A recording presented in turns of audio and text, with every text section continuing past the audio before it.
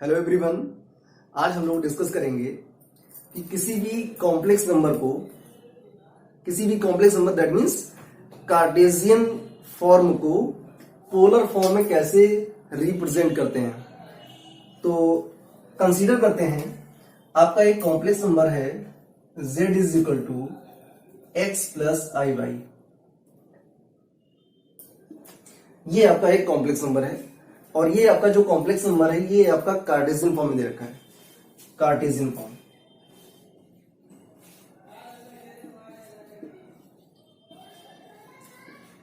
ये Cartesian form का आपका एक कॉम्प्लेक्स नंबर है z is equal to x plus i y. तो कार्टेशियन फॉर्म को हम लोग पोलर फॉर्म में कैसे रिप्रेजेंट करते हैं, कैसे कन्वर्ट करते हैं, कैसे चेंज करते हैं, आज उसी वर्किंग को हम लोग देखेंगे।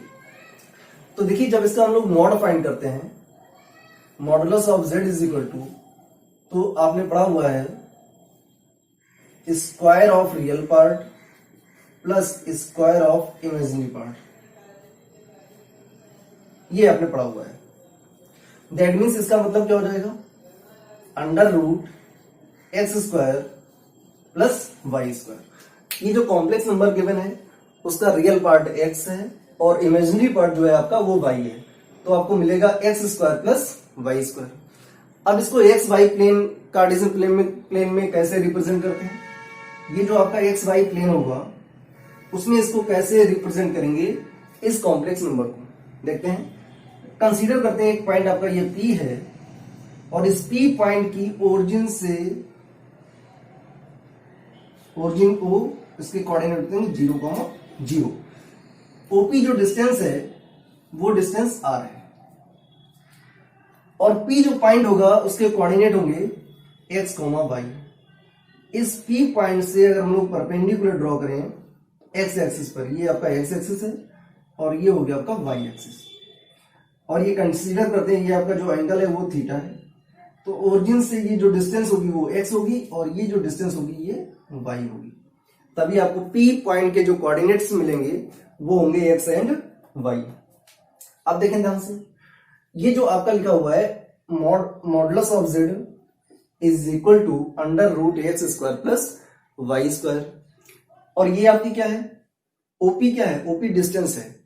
अगर ओरिजिन से P तक की अगर हम लोग डिस्टेंस फाइंड करेंगे बाय यूजिंग डिस्टेंस फार्मूला तो आपको मिलेगा under root x square plus y square. इसका मतलब हुआ कि जो r है वो रिप्रेजेंट करेगा, r represent mod of z, and अगर यहां से हम लोग थीटा निकालें तो tan theta is equal to मिलेगा mod of y upon x। tan theta is equal to mod of y upon x।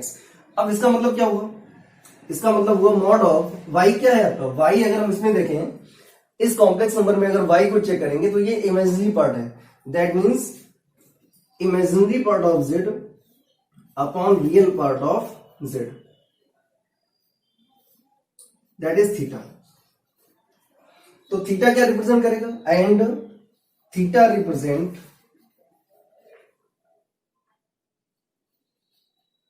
Represent argument of z। ये जो आपका थीटा होता है इसको बोलते हैं आर्गुमेंट ऑफ z।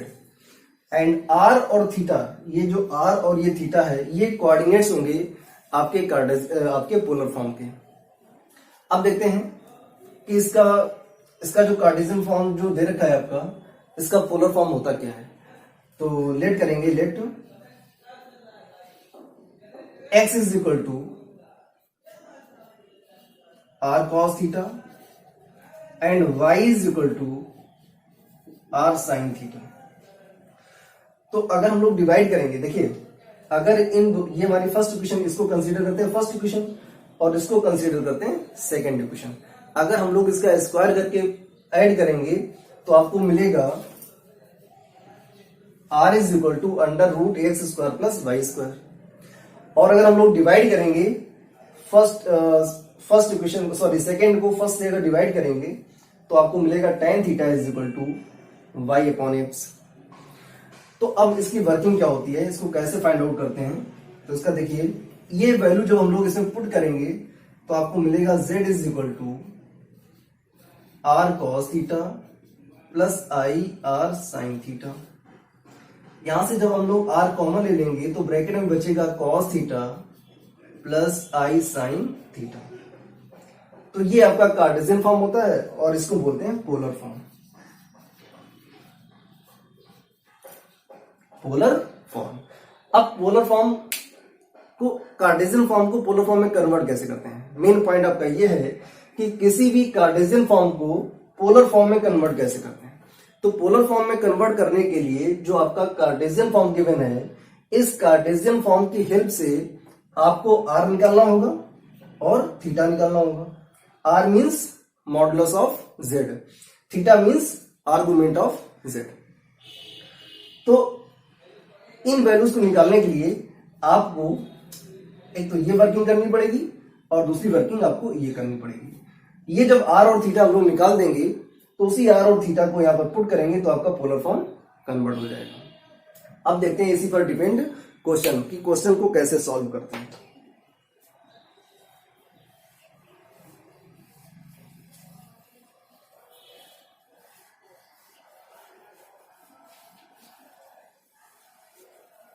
अब क्वेश्चन को सॉल्व करने से पहले किसी भी कॉम्प्लेक्स नंबर दैट मीन्स किसी भी कार्टेशियन जो कॉम्प्लेक्स नंबर आपका गिवन है उसका जो r फाइंड करेंगे, वो कॉम्प्लेक्स नंबर हमारा किसी भी क्वाड्रेंट में लाई कर रहा हो, उसका जो r है that means modulus of z है वो कॉमन रहेगा। लेकिन डिफरेंट क्वाड्रेंट में उसका जो आर्गुमेंट होगा वो चेंज होता रहेगा। अब उस आर्गुमेंट की वैल्यू कैसे फाइंड करते हैं ये देखेंगे ध्यान से। फर्स्ट टाइप, अगर आपका कॉम्प्लेक्स नंबर है z is equal to x plus i y. X plus i y का मतलब हो गया इसका जो रियल पार्ट है that is greater than zero. Greater than zero का मतलब पॉजिटिव है। And imaginary part of z that is also greater than zero, that means positive है। तो x प्लस आई वाई जो है ये हमारा लाई करेगा फर्स्ट क्वाड्रेंट में। x प्लस आई वाई ये आपका फर्स्ट क्वाड्रेंट लाई करेगा। तो यहां पर जो हमारा एंगल होगा वो theta is equal to alpha, that means जो आपका आर्गुमेंट होगा वो theta is equal to alpha रहेगा। अब आते हैं सेकेंड टाइप के।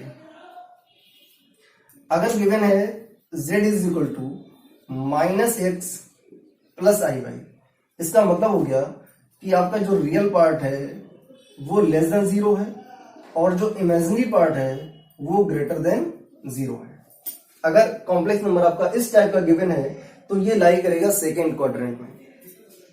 Minus x plus i y ये आपका लाई करेगा सेकेंड क्वाड्रेंट में। अगर ये सेकेंड क्वाड्रेंट में लाई करेगा तो उस कंडीशन में आपका आर्गुमेंट क्या होगा, theta is equal to pi minus alpha होगा। नेक्स्ट हमारा होता है थर्ड टाइप का। If complex number z is equal to minus x minus i y, minus x minus i y, इस टाइप का कॉम्प्लेक्स नंबर गिवन है minus x minus i y, इस type का गिवन है तो उसमें क्या होता है, real part of z less than zero and imaginary part of z also less than zero. In that case जो आपका आर्गुमेंट होगा theta is equal to minus pi minus alpha, या फिर हम लोग लिख सकते हैं इसको अल्फा माइनस पाई। नेक्स्ट है हमारे पास फोर्थ। अगर कॉम्प्लेक्स नंबर गिवन है z is equal to x minus i y. X minus i y जो है इसमें हमारा जो रियल पार्ट है ये ग्रेटर देन जीरो होगा और जो इमेजिनरी पार्ट होगा that is less than zero. In that case ये आपका लाई करेगा फोर्थ क्वाड्रेंट में x माइनस आई वाई। अगर कॉम्प्लेक्स नंबर आपका x माइनस आई वाई के फॉर्म में दे रखा है दैट मीन्स ये आपका लाई करेगा फोर्थ क्वाड्रेंट में।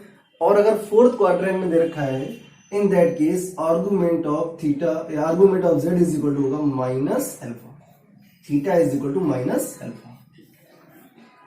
ये आपको याद रखना पड़ेगा क्योंकि इनके बिना आप कोई भी क्वेश्चन सॉल्व नहीं कर सकते हैं। किसी भी कार्टेशियन फॉर्म को पोलर फॉर्म में कन्वर्ट नहीं कर पाएंगे। तो ये पॉइंट्स आपके बहुत ही इंपॉर्टेंट है। अब इन्हीं पर बेस्ड हम लोग क्वेश्चन को सॉल्व करते हैं।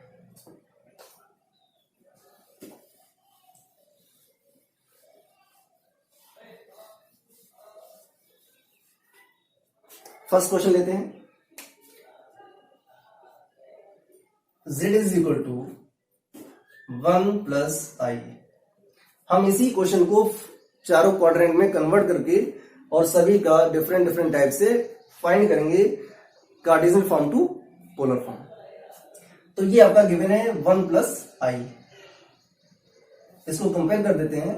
z is equal to x plus i y से। आपको केवल वर्किंग पे ध्यान देना है।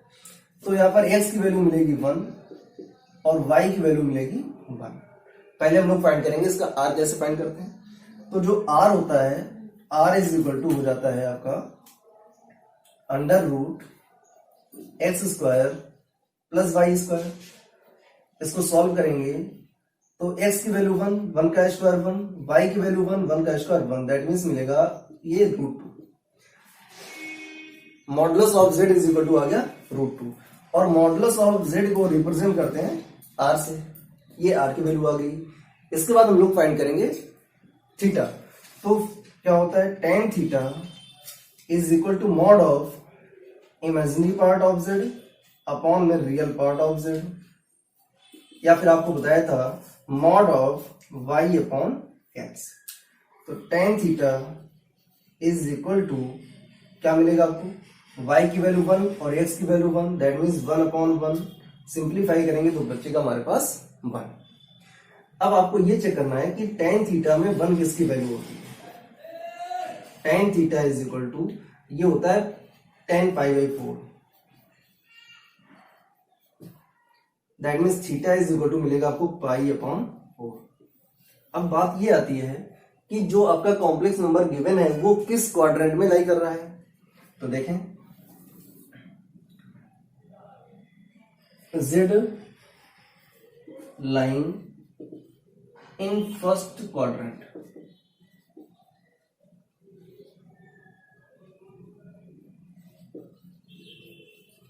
आपका जो कॉम्प्लेक्स नंबर है ये फर्स्ट क्वाड्रेंट में लाई कर रहा है। अब अगर ये फर्स्ट क्वाड्रेंट में लाई कर रहा है तो आर्गुमेंट ऑफ थीटा क्या होगा, argument of z is equal to alpha.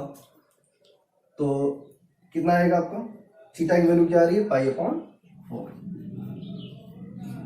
तो r भी निकल आया आपका और थीटा भी निकल आया। अब इसका पोलर फॉर्म होता क्या है, आपने पढ़ा है z is equal to r in bracket cos theta plus i sine theta. अब यहां पर हम लोग r की वैल्यू पुट करेंगे और थीटा की वैल्यू पुट करेंगे। r की वैल्यू आपने निकाली है रूट 2, तो r की वैल्यू यहां पुट कर देंगे रूट 2। ब्रैकेट में cos थीटा हमारे पास pi upon 4 plus i sine pi upon 4, that is your answer. अब डिफरेंट डिफरेंट टाइप्स के, पहला हमारा फर्स्ट क्वाड्रेंट हो गया, अब हम लोग सेकंड क्वाड्रेंट करेंगे, फिर थर्ड क्वाड्रेंट करेंगे, इसके बाद फोर्थ क्वाड्रेंट को सॉल्व करेंगे। अब हम लोग एक सेकंड क्वेश्चन लेके चलते हैं। And question is given z is equal to -2 plus i 2 root 3। First we check given complex number of which quadrant, ये किस क्वाड्रेंट में लाई करेगा। अगर हम लोग इसको कंपेयर कराएं तो z इज इक्वल टू आपको मिलेगा -x प्लस आई वाई के फॉर्म में मिलेगा। तो x हमारा कैसा है, नेगेटिव है, और y कैसा है, पॉजिटिव है। That means -x plus i y आपका जो है ये लाई करेगा सेकेंड क्वाड्रेंट में। तो लिखेंगे यहां पर z lies in second quadrant. अब अगर ये सेकेंड क्वाड्रेंट में लाई कर रहा है तो इसका आर्गुमेंट क्या होगा और इसका मॉडुलस क्या होगा। तो पहले हम लोग फाइंड करते हैं इसका मॉडुलस। तो mod of z is equal to क्या होता है, under root x square plus y square. यहां से अगर कंपेयर करेंगे तो x की वैल्यू मिलेगी -2 तो ये हो जाएगा -2 का होल स्क्वायर प्लस, या फिर हम बोले कि रियल पार्ट जो आपका है, रियल पार्ट वो है -2 और जो इमेजिनरी पार्ट है वो है आपका 2√3। तो -2 का होल स्क्वायर प्लस 2√3 का होल स्क्वायर। इसको सिंप्लीफाई करेंगे तो -2 का स्क्वायर 4 प्लस 2√3 का स्क्वायर करेंगे तो 2 का स्क्वायर होता है 4 और √3 का स्क्वायर होता है 3, तो 4 3 हो जाएगा 12। सॉल्व करेंगे 12 plus 4 16, mod of z is equal to आ गया रूट इज अंडर 16। z आपको कितना मिलेगा, मॉड ऑफ z कितना मिलेगा सिंप्लीफाई करने पर, प्लस माइनस 4। तो मॉड ऑफ z की वैल्यू आ गई 4 प्लस माइनस 4, और इसको हम लोग रिप्रेजेंट करते हैं r से, तो r इज इक्वल टू हो गया आपका प्लस माइनस 4। अब हम लोग फाइंड करेंगे आर्गुमेंट ऑफ z। देखते हैं tan alpha is equal to होता है y upon x, mod of y upon x, value put करेंगे, मॉड ऑफ y की वैल्यू गिवन है 2√3 और x की वैल्यू गिवन है -2।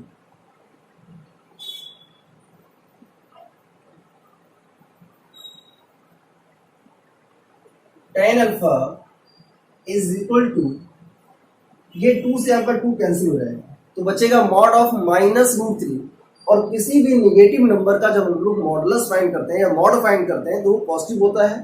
That means tan alpha is equal to मिलेगा आपको √3। अब हम लोग चेक करते हैं कि tan में √3 किसकी वैल्यू होती है।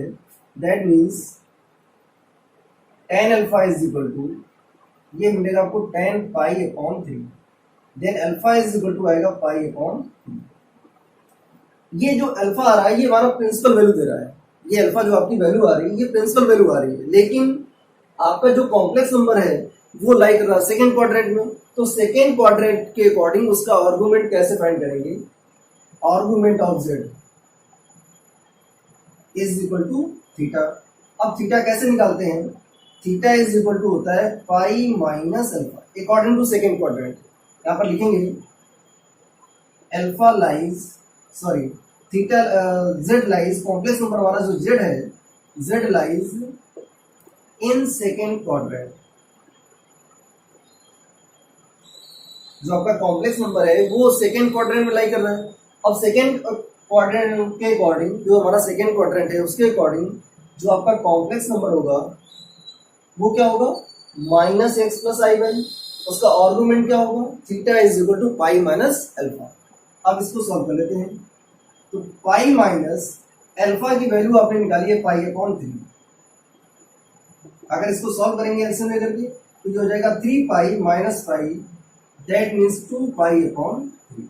ये निकला है आपका थीटा। तो आपको क्या क्या फाइंड करना था, आपको फाइंड करना था कि उसका मॉडुलस क्या होगा। तो मॉडुलस आपने फाइंड किया हुआ है तो निकला हुआ है +-4, और उसका आर्गुमेंट क्या होगा, तो आर्गुमेंट ऑफ z निकला हुआ है 2 पाई अपॉन 3। अब इसको पोलर फॉर्म में कैसे चेंज करेंगे, लिखेंगे in polar form.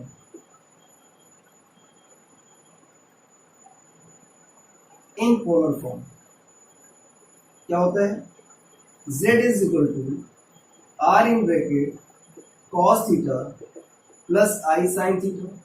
Now we put the values of r and theta. r की वैल्यू गिवन है +-4 cos थीटा आपने निकाला हुआ है 2 pi upon 3 plus i sin 2 pi upon 3, that is answer. तो आपका अगर कॉम्प्लेक्स नंबर सेकेंड क्वाड्रेंट में लाई करेगा तो उसके अकॉर्डिंग आपका जो आर्गुमेंट होगा वो होगा theta is equal to pi minus alpha, और आपका जो मॉडुलस होता है वो mod of z is equal to होता है √ax² प्लस y², उसी को हम लोग बोलते हैं r। तो r और थीटा की वैल्यू निकालने के बाद जो हमारा पोलर फॉर्म होता है r into cos theta plus i sin theta, उसमें r और थीटा की वैल्यू पुट कर देंगे तो वो कार्टेशियन जो फॉर्म आपका होता है वो कन्वर्ट हो जाएगा आपका पोलर फॉर्म।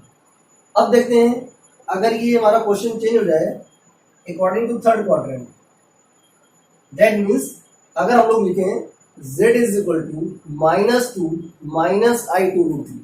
और क्वेश्चन में कहा जाए find the modulus and argument, find the modulus and argument. तो पहले हम लोग ये चेक करेंगे कि हमारा जो कॉम्प्लेक्स नंबर है वो किस क्वाड्रेंट में लाई कर रहा है। अब यहाँ पर x भी निगेटिव है और y भी निगेटिव है, दैट मीन्स रियल पार्ट भी निगेटिव है और इमेजिनरी पार्ट भी निगेटिव है। तो ये हमारा लाई करेगा third quadrant, -x minus i Y, और ये लाई करेगा थर्ड क्वाड्रेंट में। अगर थर्ड क्वाड्रेंट लाई कर रहा है तो पहले हम लोग उसका फाइंड करेंगे मॉडुलस। तो mod of z is equal to होता है रियल पार्ट का स्क्वायर, ऐसे लिखते हैं, रियल पार्ट का स्क्वायर प्लस इमेजिनरी पार्ट का स्क्वायर।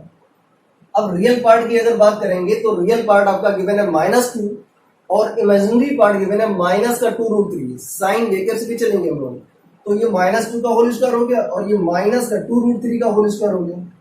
-2 का स्क्वायर करेंगे तो 4 आएगा और -2√3 का स्क्वायर करेंगे तो आपको मिलेगा 12, और दोनों को प्लस करेंगे तो हो जाएगा √16।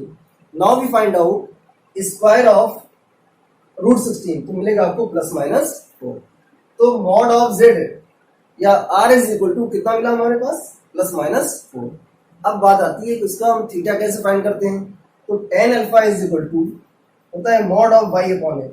y की वैल्यू है -2√3 और x की वैल्यू है -2, तो यहाँ से आपका माइनस माइनस भी कैंसिल हो जाएगा। तो tan alpha is equal to आएगा √3, tan alpha is equal to, इसको कंपेयर कराएंगे तो ये आपका मिलेगा tan π/3, that means alpha is equal to π/3। लेकिन आपका जो कॉम्प्लेक्स नंबर है वो लाई कर रहा है थर्ड वाले क्वाड्रेंट में, और थर्ड वाले क्वाड्रेंट के अकॉर्डिंग जो आपका आर्गुमेंट होता है वो क्या होता है, theta is equal to minus in bracket pi minus alpha, या फिर हम लोग लिखते हैं इसको alpha minus pi. Theta is equal to minus in bracket pi minus alpha और अल्फा माइनस पाई। तो हमारे पास अल्फा तो ऑलरेडी निकला हुआ है, थीटा कहाँ लाई कर रहा है, थर्ड वाले क्वाड्रेंट में लाई कर रहा है। z lies in third quadrant, third quadrant lie कर रहा है, और जब थर्ड क्वाड्रेंट में लाई करेगा तो आर्गुमेंट ऑफ z क्या हो जाएगा, पाई माइनस अल्फा। अब वैल्यू पुट करके इसको सॉल्व कर लेते हैं, माइनस इन ब्रैकेट, तो ये हो जाएगा -2 π/3, -2 π/3। अब यहां पर देखते हैं, अगर हम लोग थीटा की वैल्यू पुट करेंगे -2 π/3 तो क्या हो जाएगा, क्या मिलेगा आपको, +-2 ब्रैकेट में कॉस, थीटा आपने निकाला हुआ -2 π/3 प्लस आई साइन -2 π/3। अब थोड़ा सा इसको सिंप्लीफाई करते हैं, तो आपको मालूम है कि cos माइनस थीटा, यहाँ पर लिख रहे हैं cos माइनस थीटा की वैल्यू होती है प्लस का cos थीटा, और साइन माइनस थीटा अगर लिखा हुआ है तो उसकी वैल्यू होती है माइनस साइन थीटा।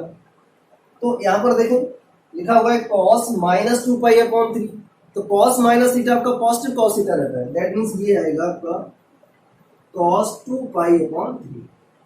लेकिन अगर साइन माइनस थीटा लिखा हुआ है तो उसकी वैल्यू आती है माइनस साइन थीटा, तो साइन -2 π/3 की वैल्यू हो जाएगी माइनस साइन 2 π/3, और वो माइनस प्लस मिलकर के हो जाएगा minus i sine 2 π/3, that is answer. तो वही कॉम्प्लेक्स नंबर जो आपका सेकेंड क्वाड्रेंट में था उसको हमने सॉल्व किया, उसी को हमने चेंज कर दिया अकॉर्डिंग टू थर्ड क्वाड्रेंट, तो केवल और आपका जो एंगल था वो चेंज हुआ, बाकी मॉडुलस और जो वर्किंग थी उसमें कोई चेंजमेंट नहीं था। अब अगर इसी को हम लोग लेके चलें कि अगर ये हमारा फोर्थ क्वाड्रेंट में दे रखा है तो फोर्थ क्वाड्रेंट के अकॉर्डिंग इसका पोलर फॉर्म क्या चेंज होगा, पोलर फॉर्म में कैसे चेंज होगा। तो एक्स हमारा फोर्थ क्वाड्रेंट में एक्स आपका पॉजिटिव होता है और वाई आपका नेगेटिव होता है। एक्स को हम लोग पॉजिटिव कर देंगे और वाई जो आपका है वो नेगेटिव रहेगा, तो ये हो जाएगा 2 - i2√3, दैट मीन्स ये हो गया आपका x - iy के फॉर्म का।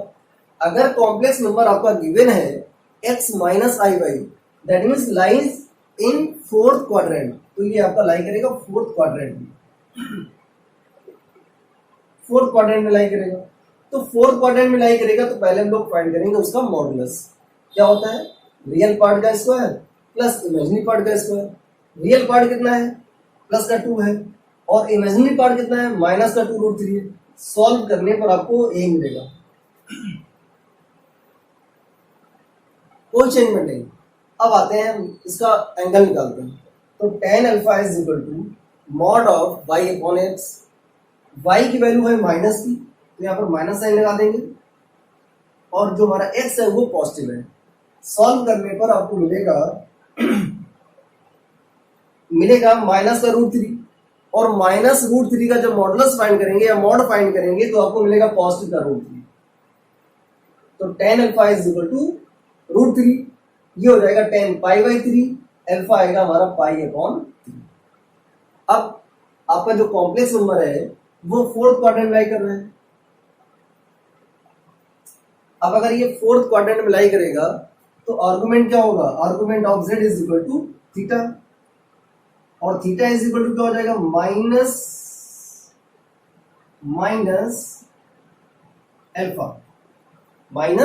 अल्फा। तो theta is equal to minus alpha, और अल्फा की वैल्यू आपने निकाली है। इसको पूरा रफ करके सॉल्व करते हैं।